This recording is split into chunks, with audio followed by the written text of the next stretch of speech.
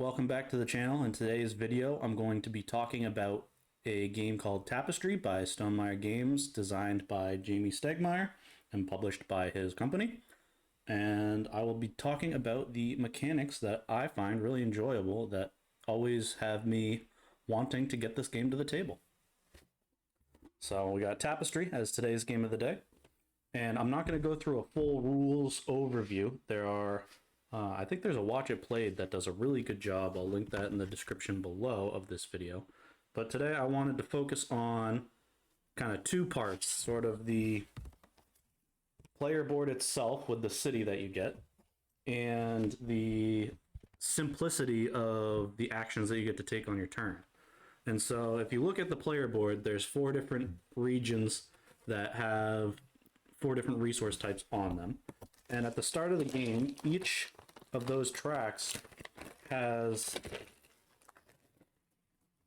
one of the 4 building types covering 5 of the spots.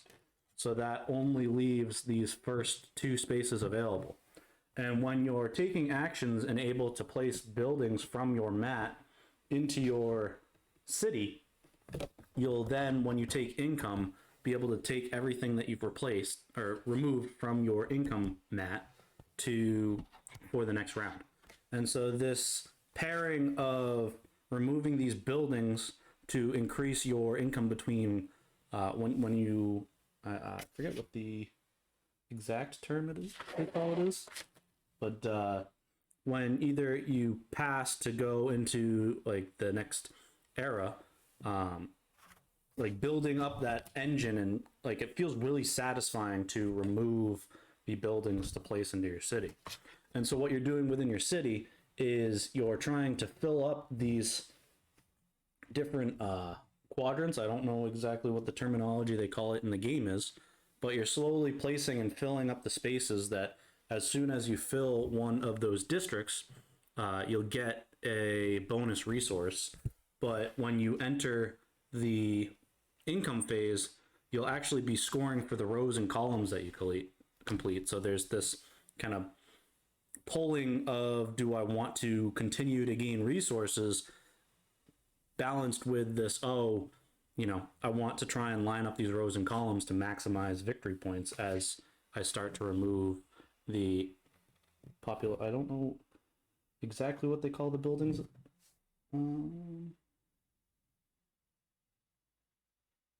I think they just call them houses, maybe?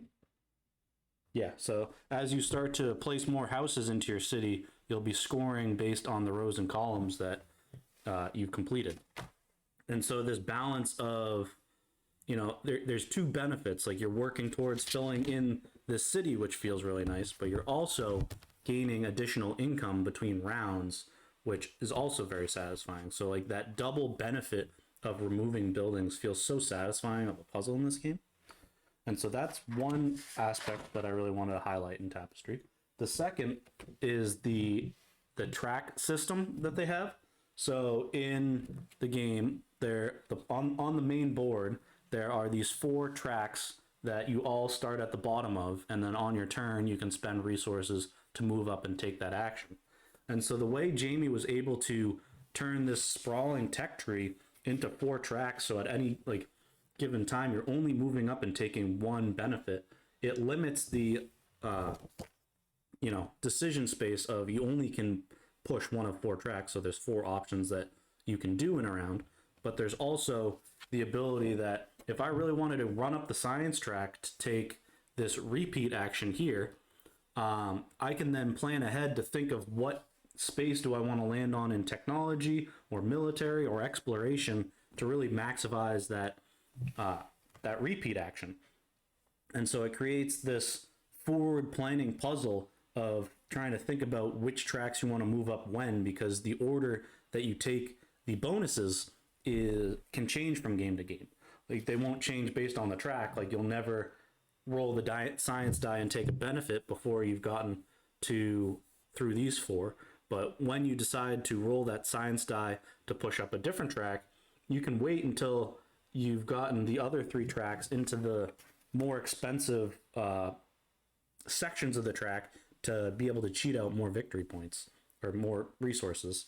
And so that kind of ease of there's only 4 things you can push up is simple enough to figure out what you're doing on your turn, but that prolonged decision making of planning ahead and trying to calculate when other players are pushing on tracks, because it doesn't even show on here, but if you look at each of the colored bars, when you go from one section of a track to another, if you're the first to push into that region, you'll gain a bonus landmark. And so these landmarks are these massive sculpted buildings that will also go into your city and take up more space. And so to cover this district, it would cost 9 income buildings for me to place out there, which would take a long time. But if I can get the tank factory and be the first to land on that space, that'll cover up that entire district and help with the not only gaining the resource back, but it will help immensely for building out those rows and columns to score. And so those are the 2 kind of mechanics that I'd say are top of the list in terms of there's a whole slew of mechanics that I enjoy in this game. Spoiler, it's in my top 5 favorite games of all time. But those are the 2 that I'd like to highlight in this video for why I find the game Tapestry to be such an enjoyable experience. I'd love to hear what your favorite part of Tapestry is in the comments below. And if you like these type of videos, feel free to subscribe. I post videos every Monday, Wednesday, and Friday, and look forward to engaging with you in the comments.